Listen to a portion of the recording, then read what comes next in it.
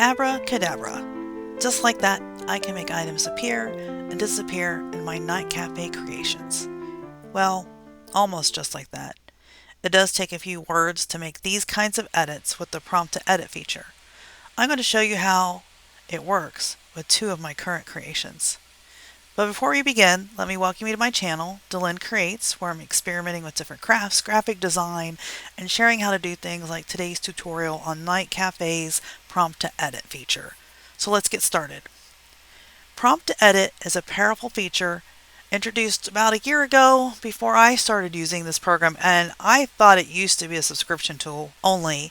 So recently I rediscovered it, and that it simply just costs 2.5 credits, and I have been using it much more now. To use it, you want to go to one of your creations and you'll find it below the image.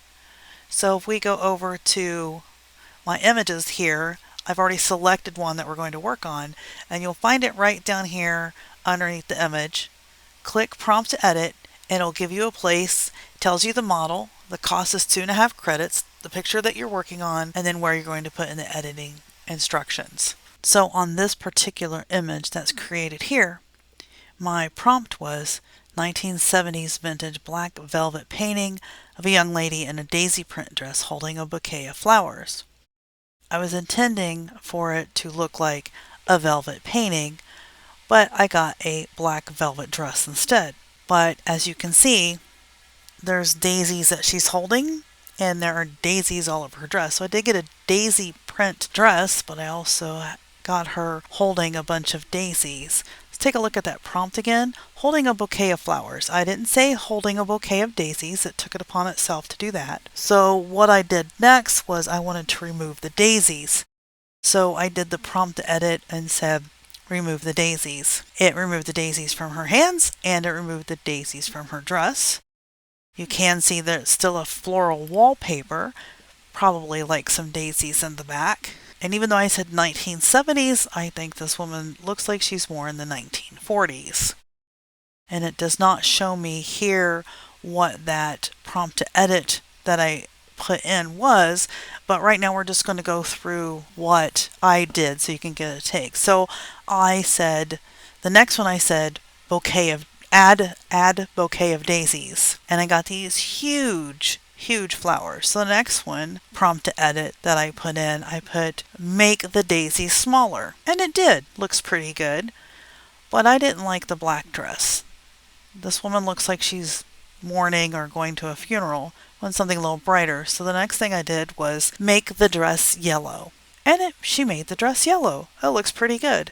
The next thing I want to show you before we get to the final one that I changed it to was I had shown you before in the selective edit that I had done before, which is a little more not as... It seems like you do the selective edit and you do the painting, the end painting to make the changes. It doesn't always create crisp changes like I think it should or would like it to.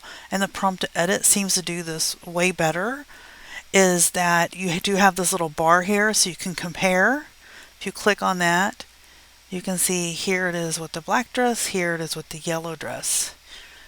And with such a stark change, a contrast here, you can really tell the difference. If we go back to this one, you'll also see the difference in the black dress.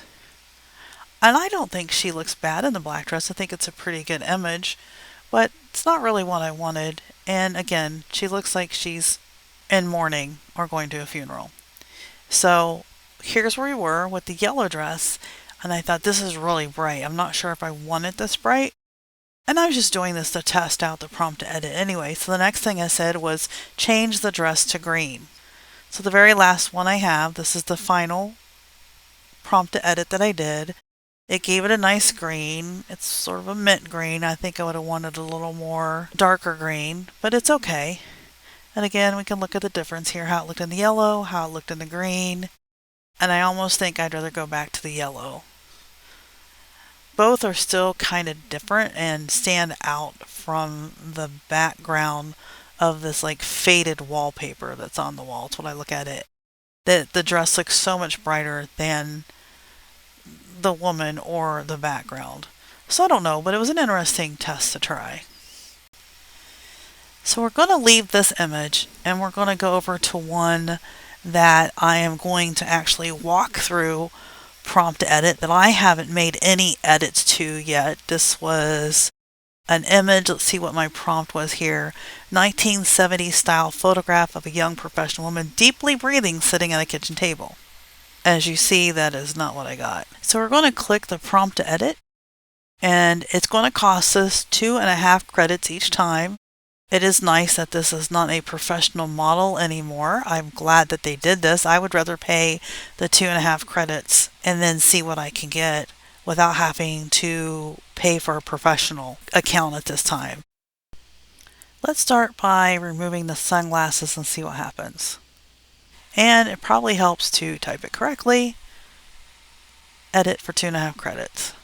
So now we have the sunglasses off. That doesn't look too bad.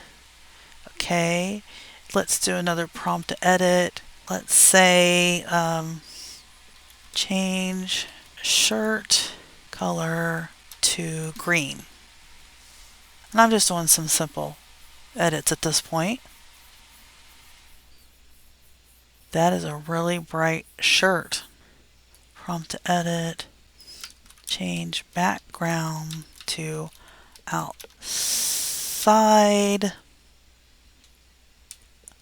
with a blue sky. Let's see if it'll change this for us.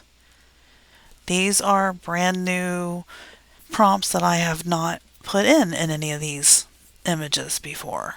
And I've only worked with ones that look like paintings, not ones that look like photographs. That actually turned out pretty good. Good outside. Let's see what I get if I change background to an office setting with a clock on the wall.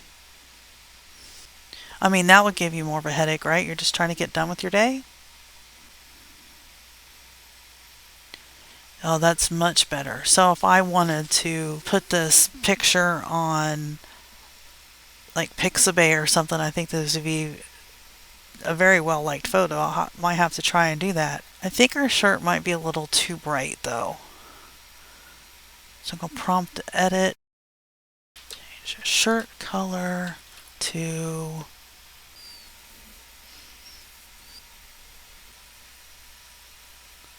I wouldn't really call that pastel, still kind of bright. So which do we like better? Actually, I can go through here. I think I want to go back to the green. So let's go back to the green here. Prompt to edit. Let's see if I'll add the eyeglasses with black frames. Don't think it did a very good job of adding eyeglasses. We're just going to go back to this and make this be the one, and now we're finished. That's the basic magic of how prompt to edit works. I find most of the time it does what I type in to add and remove, and is well worth spending 2.5 credits. What do you think? Let me know in the comments if you'll give it a try. If you haven't seen my previous video on editing in NightCafe, use the link bubble that pops up, and if you like this tutorial, give it a thumbs up below and think about subscribing if you want to see more. Thanks, and see you in the next video.